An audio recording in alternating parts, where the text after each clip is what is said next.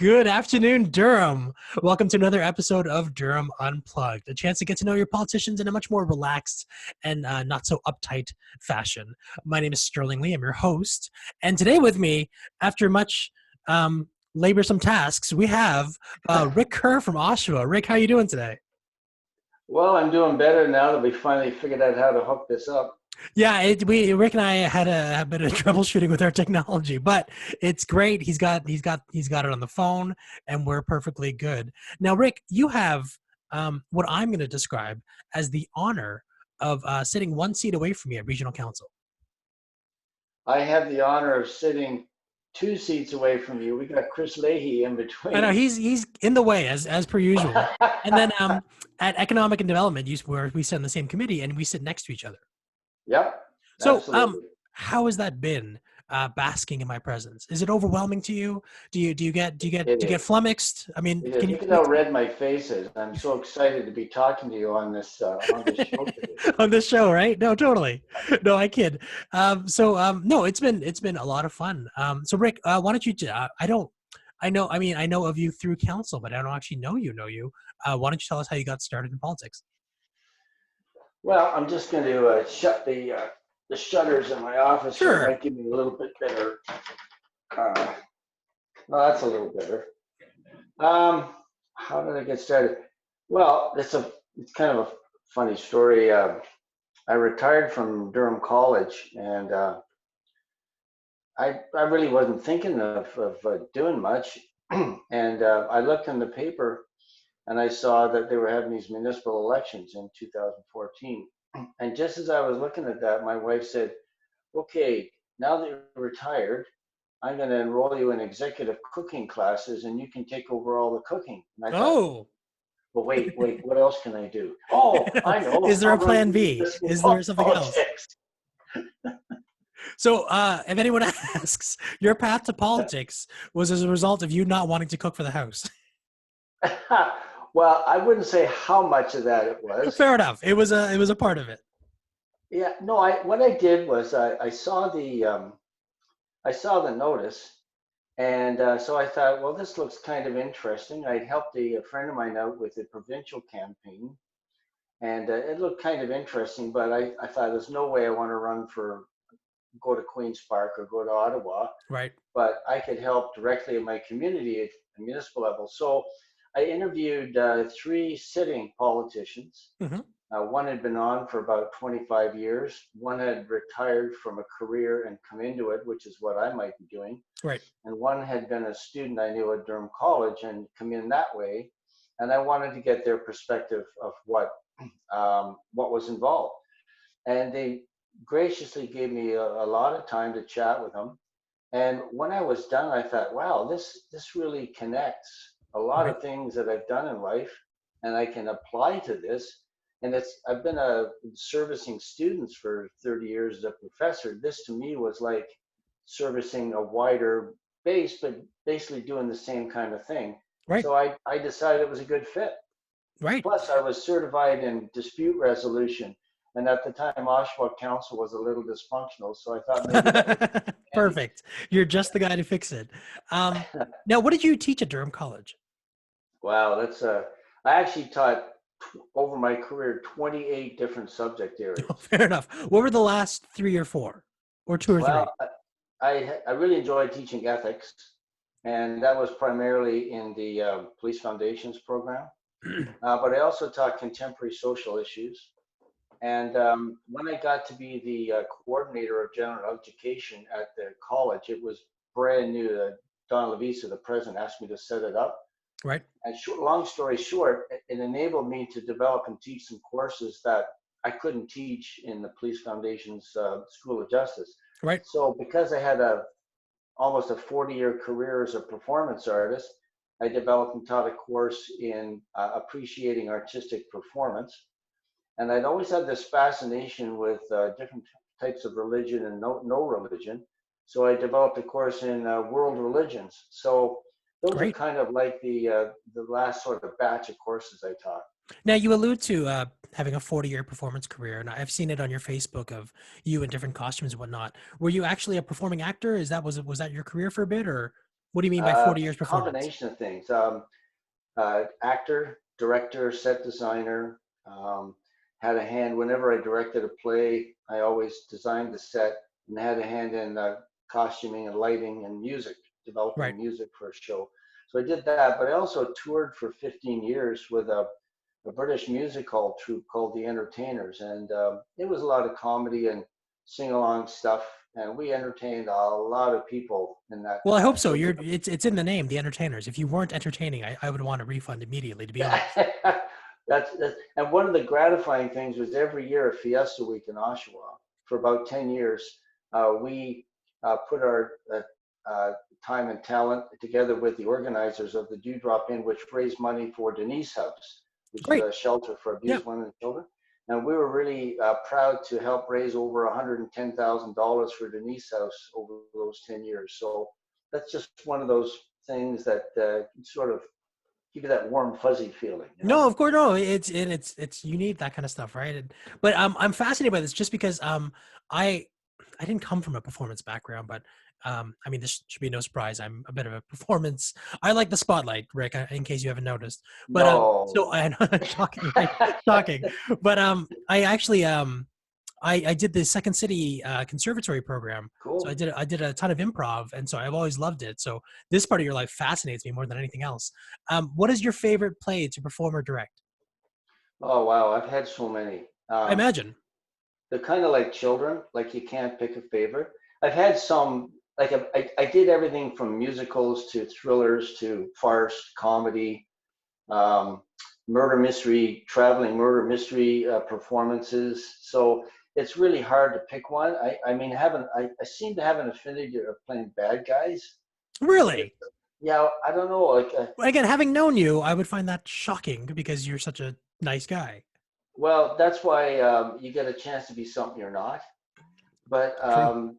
yeah, so I don't know. I've been nominated for awards for playing bad guys as well as good guys. So, but something about a bad guy, they start off in control and really strong, and then the fascinating thing is to portray the The dissent. unraveling, the descent, Yeah, right? Yeah, totally. yeah, and I remember this one show I did called Strozzi, and it was this 18th century Italian assassin.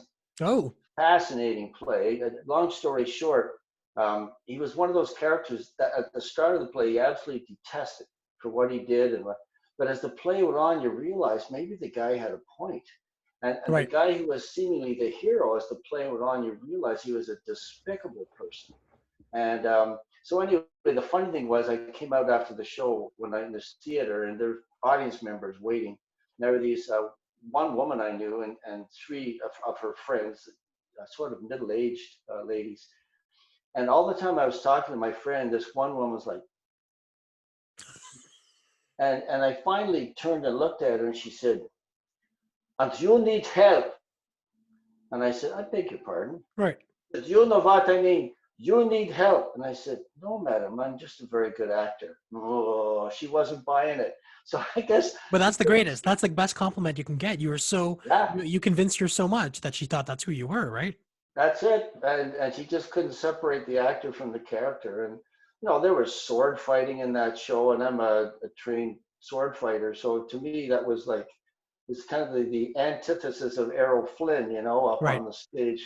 So that was a kind of an Did you interesting. speak with an affected Italian accent the whole time, or did you just speak as you would speak normally? No, actually, we didn't do accents. Right. We just played it, straight through. My character looked like a combination of Keith Richards and Captain Jack Sparrow. Right. Yeah, yeah, yeah. That's Yeah, a good and he look. got more deranged looking because he was losing sleep because he was trying to find his mother's murderer, and it was just driving him insane to find this guy. And it's kind of a big reason what the play was about. It's a real fascinating character study written by a Canadian, George F. Walker. Okay. And yeah, so it's a heck of a play. It's not done very often because it's extremely demanding to do. But without a doubt, there's some sort of picture of you as this villainous Italian, correct? There is. If you go on the website for Durham Shoestring Performers.org, uh, sometimes on their cover website they'll have a picture of me standing there with my sword in hand and disheveled hair and the whole bit.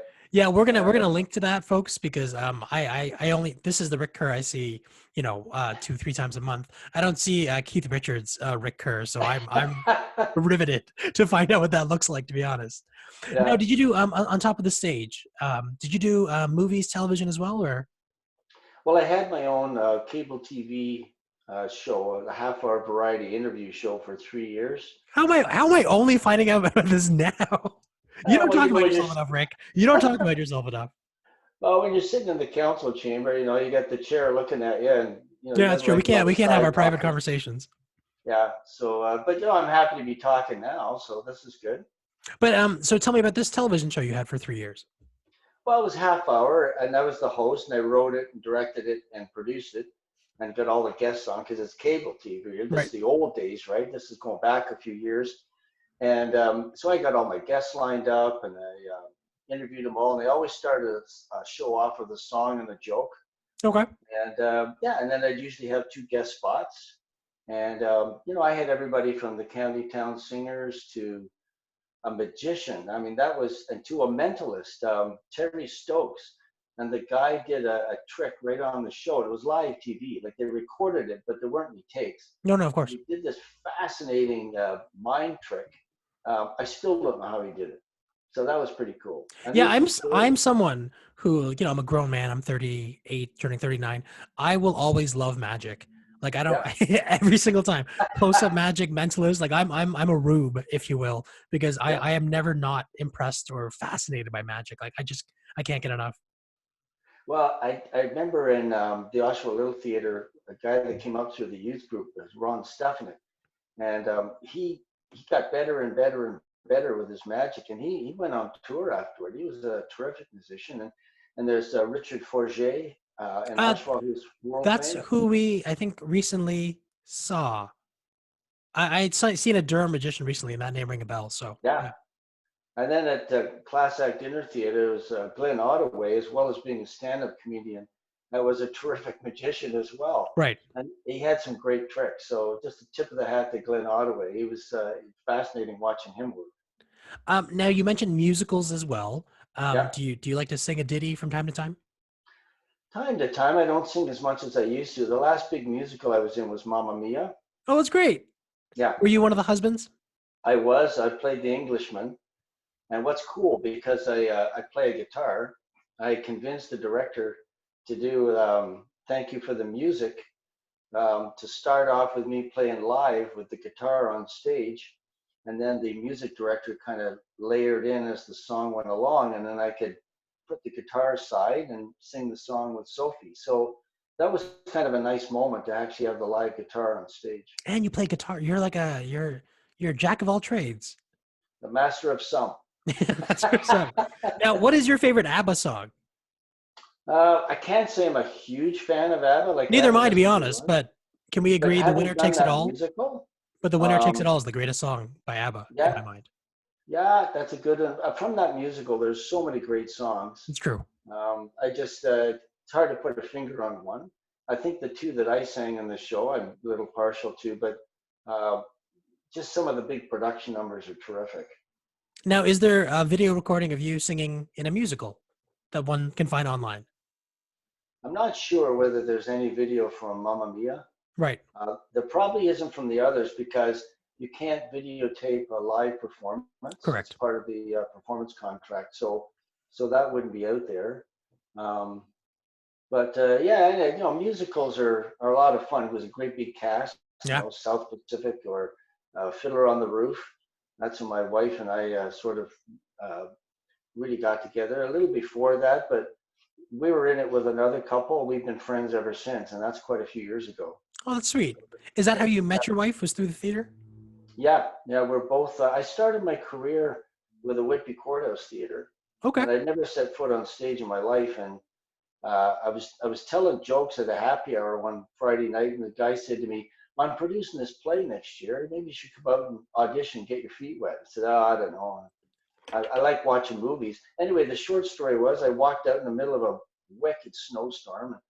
I walked in there, and I auditioned, and the next day my friend said, "The director really liked you. He wants you to come back." Right. I said, okay. But the night I was there were like 4 people in at the audition because it was a snowstorm. When I went back, there's like 100 people there. Oh, and then you have to fight for it. Yeah, well, I stood up there and I had to sing this song called Plaisir d'amour. It was a British India military courtroom drama. And I sang this in a high tenor, and the place clapped. Oh, that's amazing. Well, I'd never like, except for rugby songs, nobody claps for rugby songs. Except for that, I'd never sung in public in my life, and they clapped. And I went, wow, might have a shot at this. And And sorry, sure enough, did you say rugby songs? yeah, Were you also a rugby player? yeah, I used to play rugby in high school and Look at university. me. Look at I'm incredulous right now at this entire life you've led before regional council. What We haven't even position did you talked about play? dragon boating. Yeah, I know. I know. We haven't even touched on that, which we will, because I know you're an avid dragon boater. But what position did you play in rugby? I was a half, so I was a running back. Yeah, I And was a typically prop. in I high was a school, forward prop back in the day. oh, you get your head in there. Oh yeah, I was a big guy who just You don't have cauliflower ears these no, I days? wasn't very good, and so I played maybe 8 games out of 2 seasons, and then I kind of focused more on wrestling. I was a wrestler as well. Oh, cool. I did a bit of that. Of course you It's a did, tough Rick. sport. You've done everything. Well, I like to be like a multi-sport athlete. Right. So, basketball, track, football, rugby. I never was much of a hockey player. As a kid, first time I put on skates, I got frostbite because they were too tight. Oh, okay. And I That's didn't like skates. yeah. So I Don't played do that. road hockey. But yeah, I wrestled in high school because Yeah. I was very influenced by the WWE at the time, and obviously it's very different, Oh, from yeah. wrestling and real wrestling. But it was a good way for me to get some exercise, and I think I finished my record was maybe 500. Like I was a very average wrestler, but it was a great time. Wrestling, calories per hour, wrestling is the highest calorie output sport in the world. It's Well, just it's that you the don't only wrestle thing for an hour that straight. saves me from being obese is just wrestling my 2.5-year-old. He loves playing on our bed, and we're just flipping Yeah, around, and so yeah, I'm always out of breath after that. So I believe that. absolutely. Lots of fun. Now, how have you been dealing with COVID? It's been Um, good, bad. well, it's a little frustrating because I like to see us get back to normal, Yeah. if I can say normal, whatever that's going to be after this. My wife and I go for a walk every day. We play cards every day. Sometimes she wins, sometimes I win. Oh, do you play Uh, cribbage? What do you play? it's a game called Ace Up, and my Okay. English grandmother taught it to me. It's like gin rummy, Okay. except you start with an ace as wild, and you go 2, 3, 4 up to king, And and then then you play back your down hands. again. Okay, great. Yeah, so you have 7 cards, and then Yep. when all 7 match up somehow, bang, down they go, and the other guy counts up his points. Oh, okay. Oh yeah, it gets pretty competitive.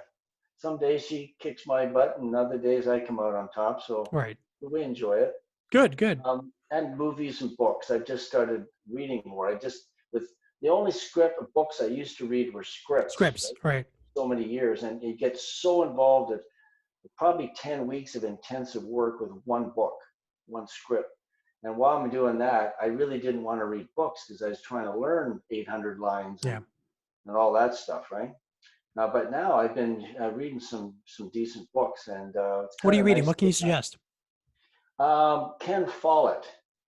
I Oh, yeah, read he's one a called Fall of Giants, okay. and now I'm reading World Without End. It's like 1,016 pages or something. It's quite a piece. Okay. I'm enjoying that. And Lee Child. I read a book called The 100. It's kind of like a Twilight in the future. Okay. Not exactly my cup of tea, but I hung in there and finished it. Do you read multiple books at once, or you have to finish one book before you go on to the other one?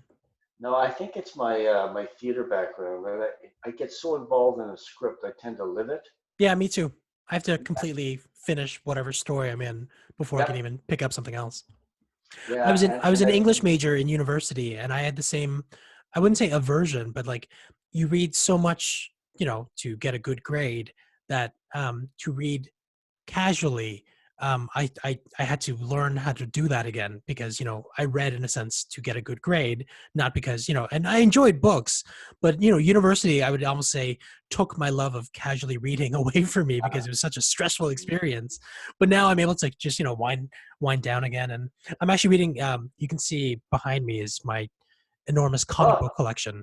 there Just you I go. was heavily into graphic novels as a kid, and so I'm just reading back some of those now that I have so much time. So yeah. Cool. And what kind of movies you watching? Anything. Yeah, The Good Liar. We really enjoyed that. The Good Liar. Um, I haven't heard of that. it's Ian McKellen and Helen Mirren. I Okay. won't tell you anything, Yeah, but yeah, yeah. just watch it. It's a fascinating character study. Um, and Harriet, all the big ones this year. 1917, Oh, that was um, phenomenal. fascinating. You know what it was? It was a 3D stage play Yeah, in 2 takes. yeah.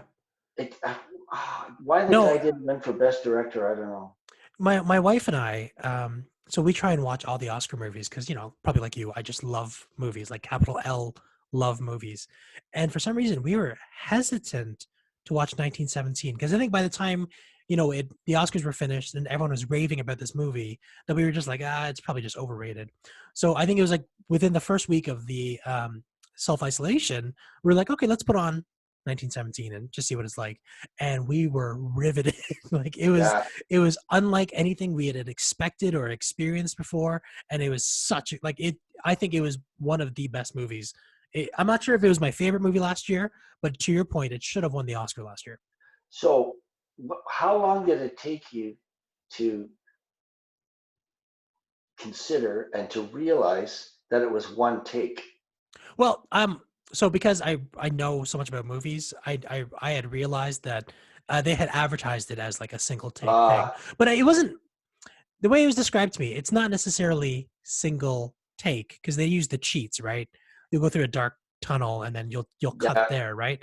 But it's from the point of view of like a single take, like from the point of view of the protagonist, and it was incredible.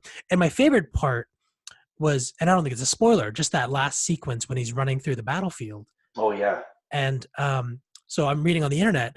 Apparently, at one point, he wasn't supposed to touch anybody. It was just supposed to be a seamless run, extras running around him, and there was only one take. But unfortunately, he had hit an extra, and the extra just fell down and didn't get up because he thought he had screwed up the entire tape. Like you're an extra, you bump into the main actor and you think, oh my god, I'm fired for sure, right? But the directors liked it so much because the actor had the presence of mind to keep the take going and keep running. They kept it all in the film, so that was the Well, yeah. only Well, take. he fell down too, Yeah, and he then felt it, and scrambled and got up and kept going, right? because apparently, as you know, Beautiful. as an actor, until the director says cut, you keep going, right? You Keep just assume going. it's yeah. So here's one of my favorite scenes is they're in the area that was the artillery Yeah. depression for the enemy, and they're looking at it from one guy talking to the other, and coming along, they hear a noise of 2 airplanes. Yep. And the airplanes, they look up and you see the 2 airplanes kind of going by, and they sort of bank, they turn their wings, and you don't think anything of it. And then as the scene carries on, the camera rotates around so it looks from the other guy's perspective, and way in the distance, you see the same 2 planes. It's Continuing. 1 take, and they had to scale the whole thing. Yeah. That those planes knew they had to come in at a certain arc, and that was their part in the And the scene. director had to make sure it was framed properly, and like Yeah, the actors had to keep, ensure the timing of their lines. It was a masterpiece. Um, yeah, but I still maintain my favorite movie last year, so not necessarily the best movie, was Little Women. I don't know if you saw Little Women. yeah. We did. Yeah, we loved it too. I We loved saw the it. stage play as Of well. course, yeah, and being an English major, it was one of my favorite books growing up. I don't know why I related to four little girls growing up with their mother, but I just yeah, that movie was just amazing for me. It was a perfect adaptation of that book in my mind. Yeah, we enjoyed Parasite as well. Oh, Thought Parasite that was, was a of good film. course, was so Funky good. because it had some funny stuff in it too, right? Well, That was, it was great because I don't think many people knew about what to expect watching yeah, that movie. And it's the problem with Hollywood right now is all these trailers. You're giving away 80% of the movie that you can generally piece together what you're watching, right? But Parasite, no one really knew about it. So it was such a sleeper hit that we all Yeah. walked in with no expectations and just you were so shocked at the end of it. Like, yeah, every part was, yeah, We go through Crave TV trying to find something, and it's tough. yeah. You go, that doesn't look very good. And then my wife doesn't like war movies, action movies, so we skip by those. But sometimes we'll see one, and you play the trailer. If we watch the trailer, my wife always says, "Well, we've just seen the whole movie. We've seen all the big parts, yeah. What's the point of that, right?" I have to agree with her, but I'll watch it anyway sometimes. So being, from that world, what is your favorite or top 3 favorite movies? Wow. This is going to sound so kind of cliche. I guess, Are you going to say Citizen Kane? no. Okay, good. Yeah, I didn't pick that. I remember the day I went to the movies and I watched the Raiders of the Lost Ark Yeah. and the James Bond Roger Moore movie back to back. Okay. And I came out of there, my knees were wobbling. Like Yeah. I had so much input. And I love both of them. And I never pay to see a movie twice. I Right. just don't. And that's when I started going out with my wife. And I said, "Oh, would you like to go to the movies?" She said, "Sure." So what do you want to see? She says, "Raiders of the Lost Ark." And I went, I have a rule. "Okay, Oh, good for you. sure, I'll go." Anything for the Yeah, ladies, eh, absolutely. Rick? Well, I thought, okay, I liked it. I don't usually, but you know what? I'm not going to say no, because she really wanted to see it. So I said, "Sure, I'll see it twice." I think that's the only time I paid to see a movie twice, but it was worth it. Okay. So Raiders, the Bond film, and do you have a number 3 favorite movie? Uh, wow, like several of them from this year, I Yeah. really enjoyed. There's just so many movies. It's kind of like kind of like children, right? How do you pick one that's your ultimate favorite? I really like Well, Rick, stuff I can actually do that because I only have one child, so it's actually easy for me to do that. that. It's Finnegan. Done. I got three grandchildren and three granddogs, so Oh, you great. can't pick favorites, right? Right. Yeah. So yeah, so that's the tough part. I like movies that have terrific endings that Yeah. make you come out of the theater and say, "Wow, I wonder what's going to happen next." And not because it's part of a trilogy, that it stands on its own. Like Parasite was like Yep. that. The Usual Suspects for me when I first saw that movie. Yeah, It's yeah. just, like it was the first movie I remember going to that had a twist in it. And I'm sure I've seen other movies with twists, but at that age, I think I was maybe 10 or 11 at the time, just being like, oh, there's like, just being floored by that Well, twist. And yeah. so, yeah, Yeah, yeah, that's awesome. I used to show that in my appreciating artistic performance class, good. and and where they put it all together and they'd be able to analyze a performance, whether it's a movie or a live performance, and they'd be able to go through and say what they liked and what they didn't like and why. I would have So loved to have taken that course from you, by the way. same. If time of my life had gone another way, I would have gone to Durham College, taken that course in a second. So here's a great piece that the students always loved, right? I always try to teach them about perspective and genre. Right. And so, yeah, comedy, drama, farce, theater of menace, that kind of thing. So the one day I tried to show them what farce was. So I played this and also the concept of staging, lighting, staging, all of those things. So the first thing I showed them was a picture of this opera singer and standing with an orchestra, full light, and just basically making nice sounds. La la la la la Hmm. la la la la. Really nice, right? My niece is an opera singer, so I kind of have some appreciation of Right. that. So I thought, okay, this is good. So then I showed them this Spanish production of Carmen, full staging. The woman came out. It was a hot summer. She had sweat running down her chest. Her blouse was clinging. She's in this room full of all these soldiers, and they're all drinking. And she's just coming on to this military guy. And you could, the sensuality was unbelievable, but it was accentuated by the lighting and Right. her performance and the others, right? It was just wonderful. Okay, so bear with me. Sure, of So course. the last piece I showed was the Muppets Carmen. And there's Beaker, like me, Me, me, me, me, me, me, me, me. me, Yeah. me, me. And then, Gonzo was in there and Fozzie Bear and the whole thing. And the students were losing it, laughing. But it was the same piece, but it Yep. was now farce. So, that's the beauty of theater, is that you can go to the same play, but in a different space, different cast, different music choices, different lighting choices, staging, size of room, audience reaction, all of that stuff. And you can do that either in the same day, if it's possible, or the next week or the next day, and just to see that, like, to me, when they used to have these, they still do have these academy or community theater awards for acting, directing, and everything else. Sometimes I always thought, well, how is it fair to match these Yeah. plays?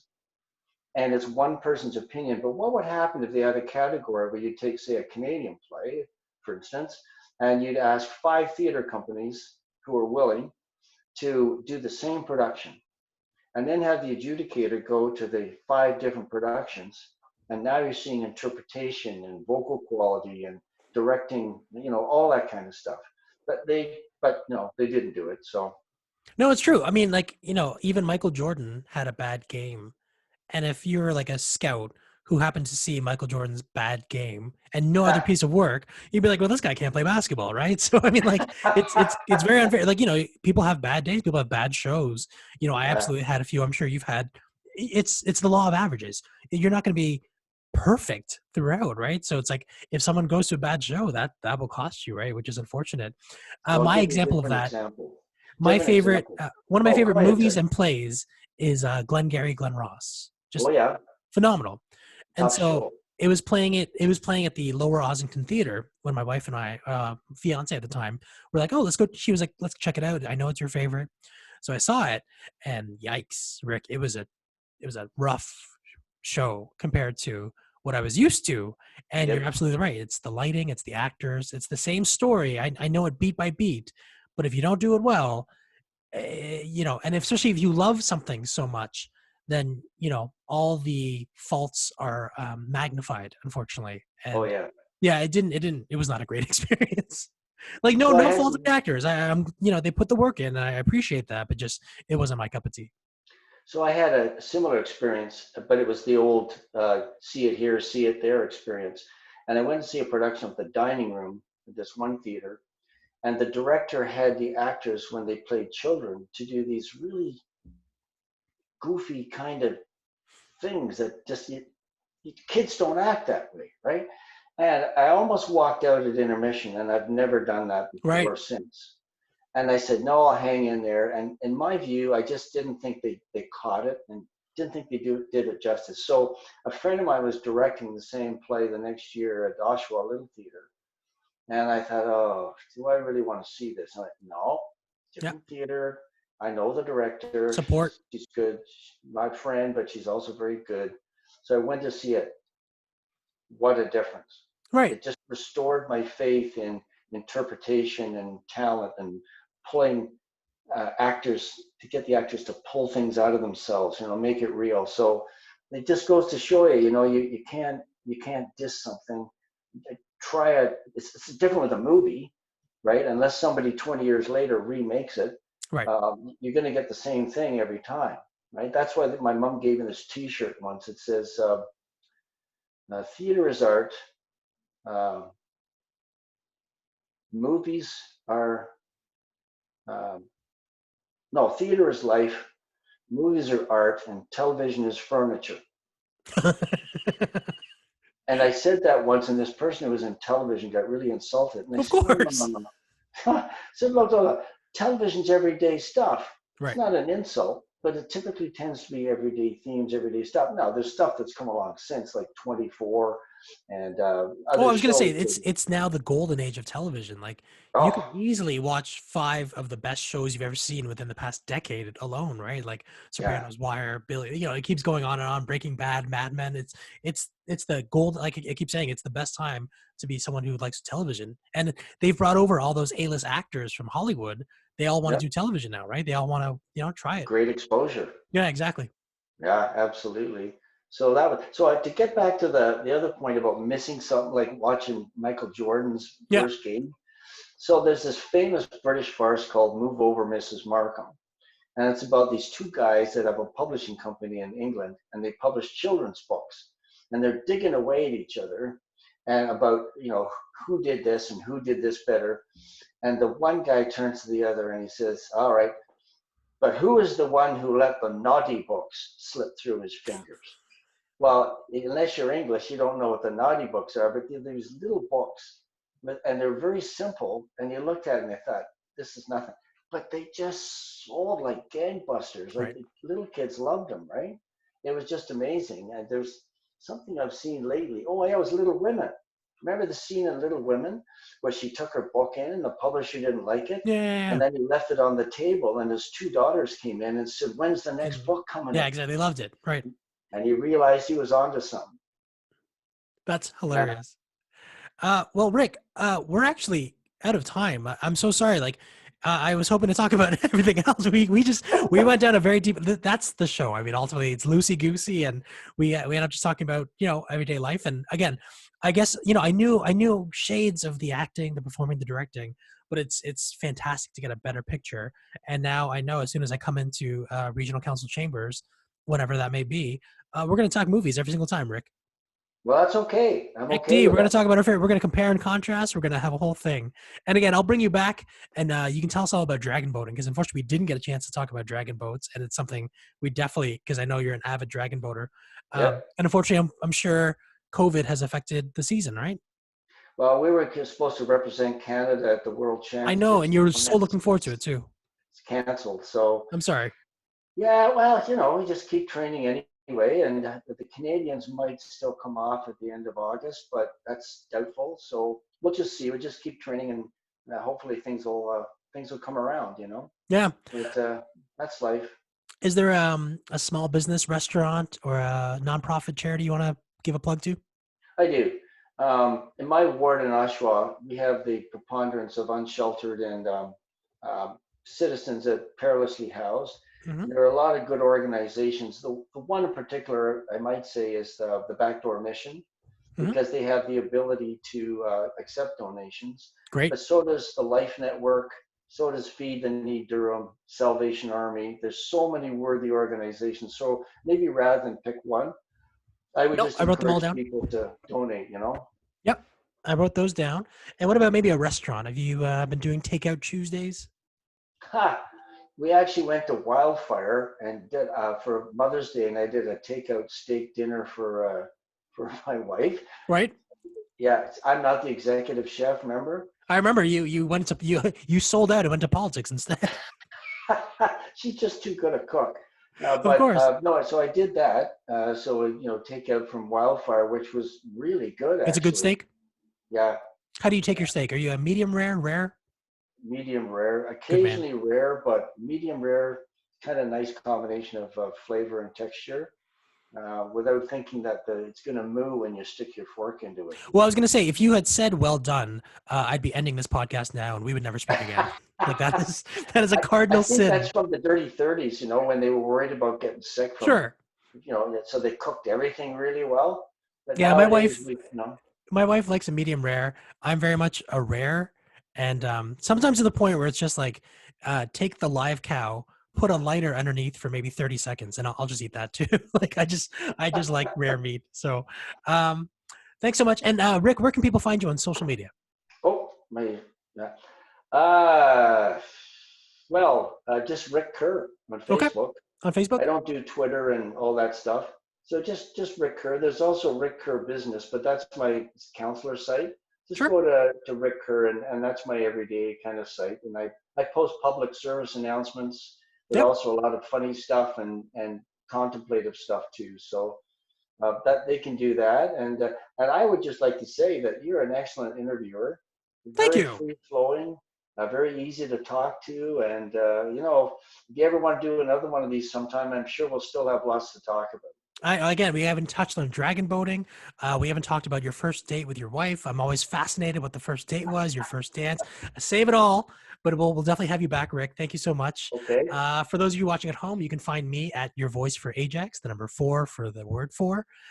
You can also like, subscribe, and comment on the bottom. And Rick, thanks again. And on Sterling, it's behalf a of Durham pleasure. on On behalf of Durham Unplugged, we'll see you guys next time. Thanks a lot. Perfect. Take care.